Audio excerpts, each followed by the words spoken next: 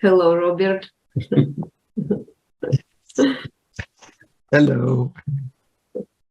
Thank you very much for agreeing to this short 10 minutes interview with 9 questions. 9 questions. Okay. And question number 1. What are your plans and projects for 2023? Wow. Well, I have a lot of them. So I'm going to have to just say the main ones. I have 3 books that I'm working on. One is on the mindset maps. We call it the power of mindset change, mindset maps, and why mindset matters most. And it's about this online inventory that we have. A second is it's the 3rd volume of generative coaching, volume 3 of generative coaching, which is all about the role that beliefs play in generative coaching. And another one is the Sleight of Mouth book, Sleight of Mouth Volume 2. I'm hoping to get out. And then I also have other projects. I've been doing a big study on the success factor modeling for effective healthcare, and we're rolling that out. So we have our 5-module mindset training. We will also be finally back live and in person at the University of California at Santa Cruz for our master trainer training. Right. So that's just a few of the highlights. For sure, it's going to be a full and a very busy year as we come back into being able to be, live and in person in different places. So that's some of the highlights of my projects. Great. Great. That does sound interesting. Yeah, and of course, I'm doing this really interesting program on Sleight of Mouth in 2023. 2 modules in February. That's one I've been really planning for and looking forward to. Thank you, Robert. You really bring light into the world, and I'm sending all our support and love to your projects. Thank you. And question number 2. You are the author of more than 30 books. What do you consider to be the most important habits for a writer? Kind of tip to young writer. Yes. So, people are often asking me, oh, you write all these books, how do you find the time to do it? And I always say, you don't. You never find the time. You make the time. So I think the most important thing, like for me, is very often I will pick like at least an hour or 2 a day that I'm working on that book, and no matter what. So if I'm traveling and it means I have to get up an hour early, I'm going to get up an hour early. So to set aside the time, because then your unconscious mind begins to, organize towards that. So to me, I think the most important thing is that kind of you could call it a kind of a discipline, that even if I only write 1 paragraph or 1 word, that's what I'm going to do. And that's the way that I sort of, set that out as that's my priority. So I think that's the thing I would say the most. And then for me, when I'm writing, I'm not writing to the computer. I'm writing to somebody. And so for me, it's not about trying to write ideas down. It's about communicating. So I'm imagining my audience. I'm imagining who it's going to. So I think maybe that combination of discipline and then using imagination to be communicating to living people and not to a piece of paper or a word processor. Exactly. Thank you. Welcome. It's really, Really interesting. Wow. Yeah. Question number 3. Yes. Who do you consider your most important teachers? Wow. Well, that's a really interesting question, because there are different types of teachers. Of course, I had Bandler and Grinder from the founders of NLP, Milton Erickson, Gregory Bateson. They're people that really touch me a lot. But there's a lot of other teachers. I consider both of my children really good teachers. I consider a lot of my students to be really great teachers, because in a sense, they're teaching me how to communicate better.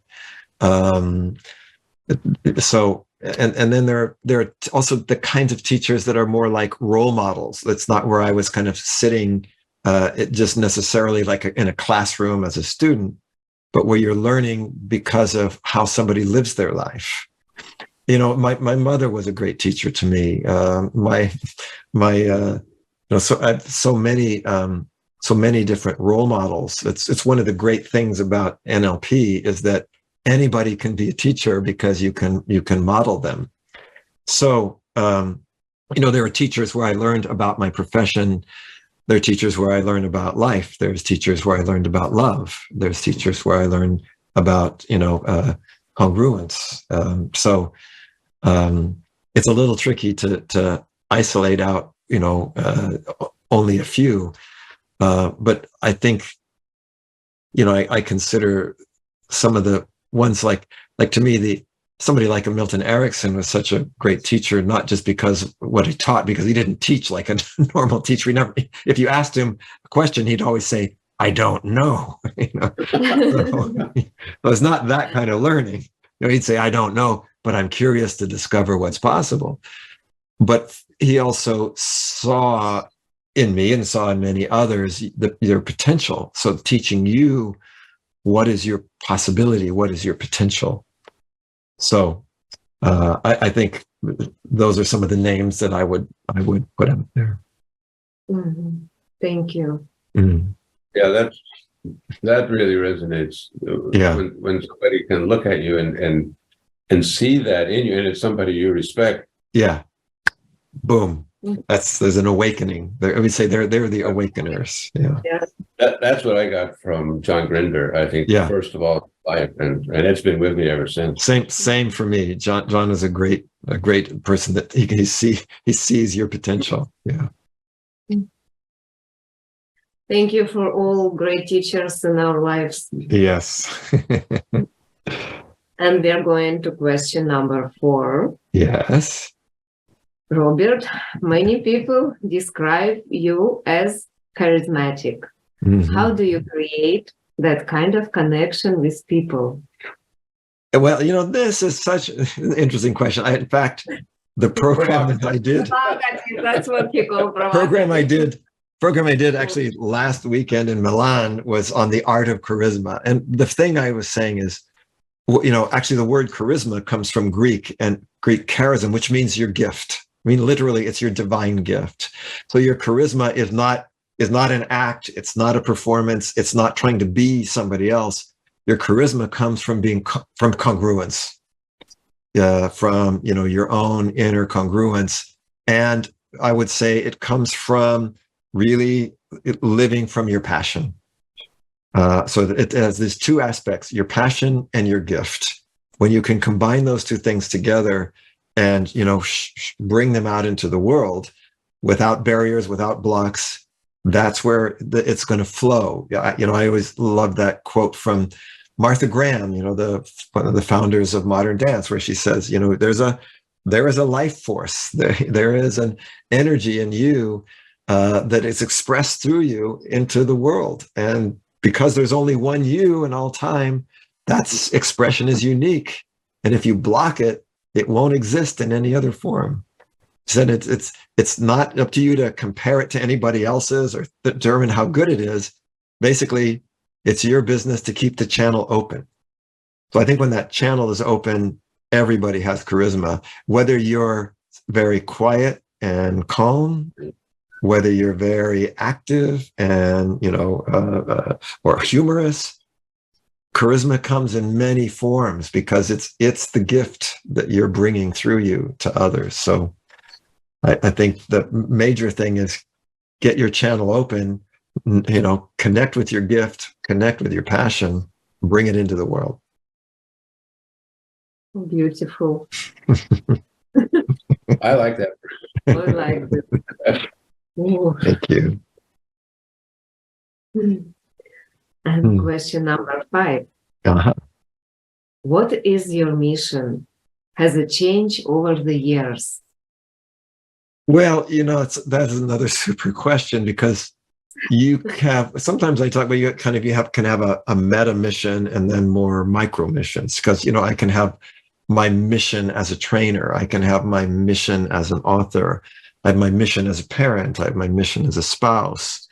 Because mission, the word mission, again, comes from Latin, not Greek in this case, and it means to be sent, like a missile or a message. It's you're sent. So you're sent to achieve something, to do something. And for me, I've always expressed the big meta mission that I have is this idea of helping to create a world to which people want to belong, and in which they can thrive, and in which they can contribute. Now, that has many, many shapes and forms. What's that world? Well, it's a family, can be one world. An institute like NLP University could be a world. So the mission, my mission at NLP University is going to be, more focused than, let's say, my mission as a developer, my mission in the area of specifically of health. So I think there's the big mission. Then that mission has many expressions depending upon who you are focusing that bigger mission, on. So I don't think that my big mission has really changed that much over the years. I think the way I can express it is constantly evolving, because what you can bring is based upon, your, not only your gift, like we were talking about before, but also the platforms that you've built and the role that you can have. So as you achieve a mission, it creates a platform from which to take the next mission. So I think my mission has expanded in some ways, but partially because I'm more known, my influence has grown, and so I can do more.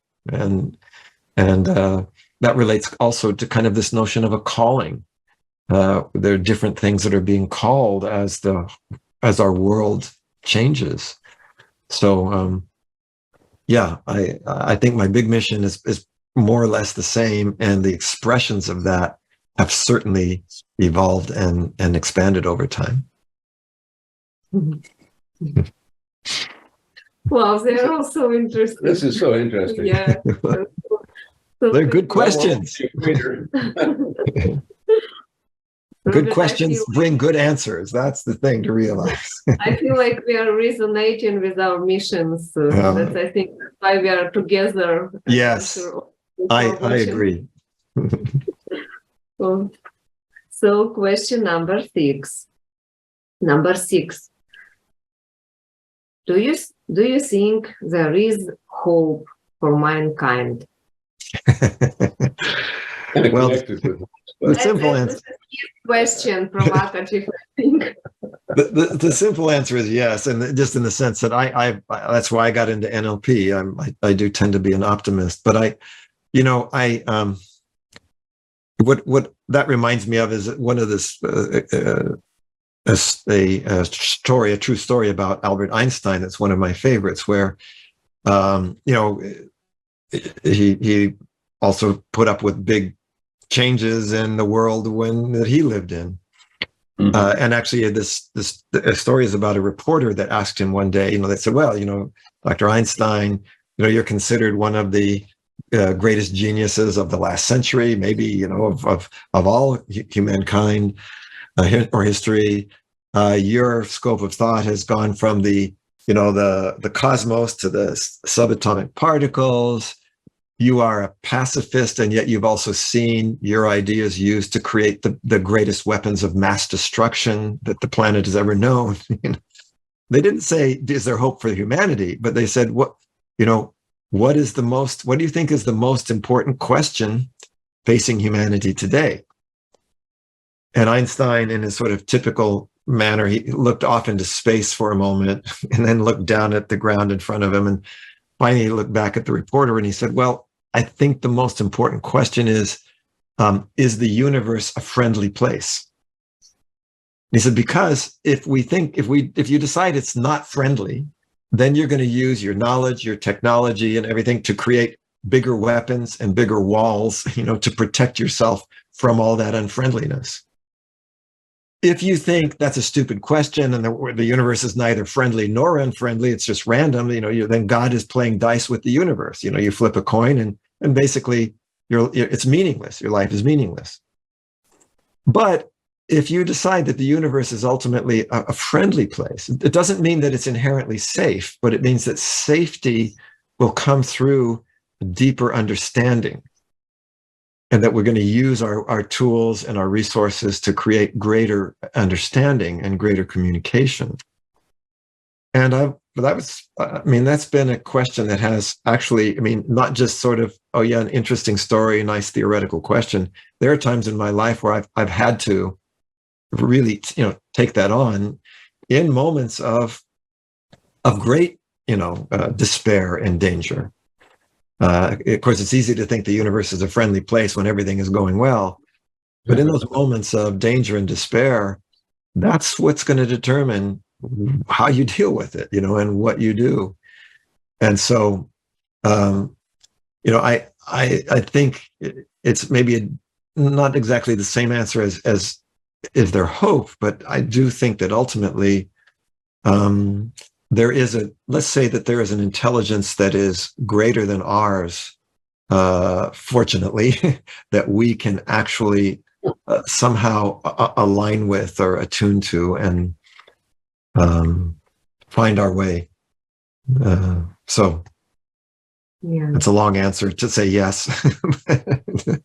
but we hope yes. Yeah. Thank you. Important question. Thank you. Question number 7. Mm-hmm.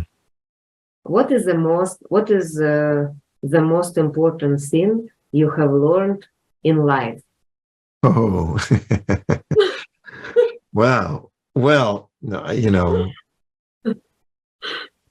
there's a thing that's called, the Course in Miracles. And in the Course in Miracles, that basically it says there's 2 essential drivers of our lives. One is love and one is fear. And, I think, and they say all the positive emotions and everything comes from love. Sort of the negative things come from fear, the violence and aggression, etc. It's a little bit like the Einstein example, I guess, but just that I think, that for me, it's the most important thing to learning is how to more, I don't know how to say it, live from love as much as possible, be the best version of myself that I can be. In some of the most difficult times in my life, I used to put up signs around my house and the rooms that had just this simple question on it, which is, what is love asking from me? What is love asking from me now, in this situation today? And I have found that probably to be the most useful and important question when it comes to the real difficult things. There's plenty of other things to learn to manage aspects of life, but for the basics, I think that's for me. That's the coming from that place inside of me is where I can really thrive the most, give the most, be the most satisfied, be the best version of me. So, thank you. Thank you, Robert. These are not the typical interview questions. I like them. Yeah, I've come to, and I'm just a couple of years older, but I've come to basically the same conclusion, although I would say kindness is yes. Learning to be kind, and I guess that yes, I would give, but it's I think the same. And kindness, especially to the parts of ourselves that are not kind. that's the other thing. we have on our refrigerator, we have this little sign and saying that says, peace in yourself, peace in the world. And I think that's probably another important thing, that we are the whole is in every part, and that it starts with us. So, no more questions? No, another 2 questions. Question number 8. How do you imagine yourself in 10 years? Well, another very interesting. I'll be in my late 70s. So I always imagine myself as having the same level of energy, same level of activity. There's an old saying that says, the part of you that never ages is your eyes and your smile. So when I imagine myself in the future, I think, the eyes and the smile are going to be just the same as, whatever, 50 years ago. I imagine, of course, that, who knows what kind of technologies that we'll have available. I certainly, don't imagine anything of what people would call retirement. So, because actually, if you ask people, hey, what will you do if you retire? Oh, then I'm going to finally do what I love to do. I'm going to travel. I'm going to write a book. I said, well, I think I've been retired my whole life. So I can't imagine that. Of course, I'm sure that there'll be, the work-life balance of, I'm hoping someday I will have grandchildren. I don't yet, even though my kids are in their early 30s, but someday I look forward to that and in some form of that. So I have a strange or interesting example. One of the people that was sort of always a kind of an inspiration for me was Immanuel Kant, who basically didn't do anything of note until he was 60 something. And then his career really got off to the start. But I always felt, well, I'm going to all the rest of the stuff I've been doing is practice. And like this now in my 60s, this is the beginning. So I figure then, they say that, 50 is the new 30, 70 is the new 50. So I figure, okay, I'm going to be right in the prime of my life in 10 years. At least that's what I like to think. So we'll see. As Erickson said, I'll be curious to discover what's possible. I don't know, but I'm curious to discover what's possible. I can see it. Yeah.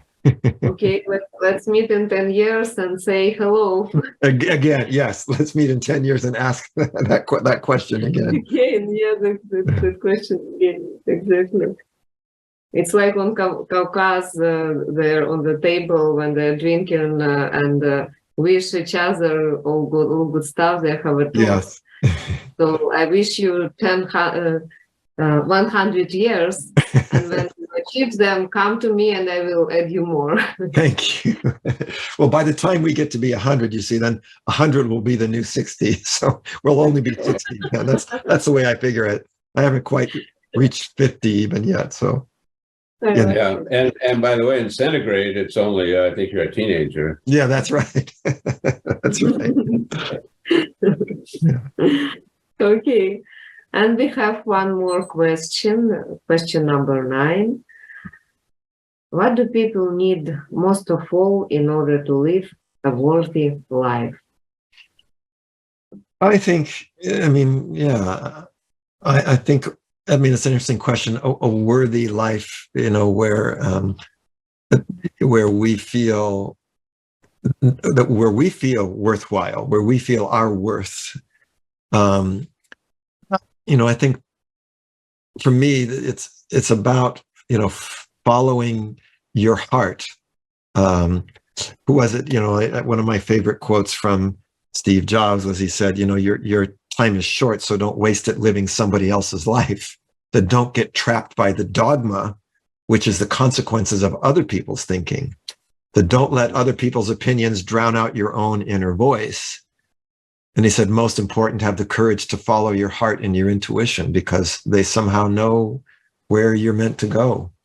And for all Steve Jobs's faults and other things, I thought that was a good bit of advice, live your life. What's my life? What's my path? And that's what, generative coaching is about. That's what so many of these things we teach are about, is the most worthwhile life is your life. It's not trying to be somebody else or trying to earn, somebody else's approval or whatever. It's follow what Joseph Campbell, who talked about the hero's journey, said, follow your bliss, which doesn't mean, be hedonistic. It means do what it is that is aligned with your passion. So live who you are. So I think being yourself is probably the most satisfying life. And then, the idea of charisma, use your gift in service. I think, you don't have a satisfying life unless you feel that you are doing something to contribute. And there's lots of ways to contribute. You can contribute through art. You can contribute through the kind of work like we're doing. There's so many ways to contribute. In the success factor modeling definition of success is not about external, how much external stuff you have. It's how much of two feelings you have in your life. And the first feeling is gratitude, how grateful you are for what I've been able to receive, and generosity. How generous can I be? If I'm not generous, I basically have nothing. I've got to try to hold it all in. When I have so much, I can share it and give it away, whatever that is. It can be my energy, my knowledge. Then I know I'm successful. So I think maybe something like that. Those feelings of generosity and gratitude for what I'm receiving and what I'm giving. Mm-hmm. Wow, thank you so much. Oh, thank you so much.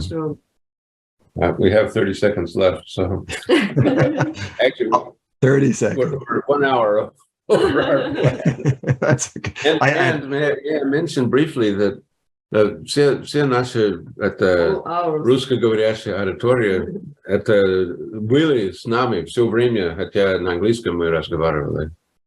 And as I mentioned before, all our Russian speakers, audience guests were here all the time, although we spoke English. Yeah. Thank you. Спасибо. So, I know it's late there. Actually, we'll add subtitles to the interview, and then the Russian speakers can have access. Fantastic.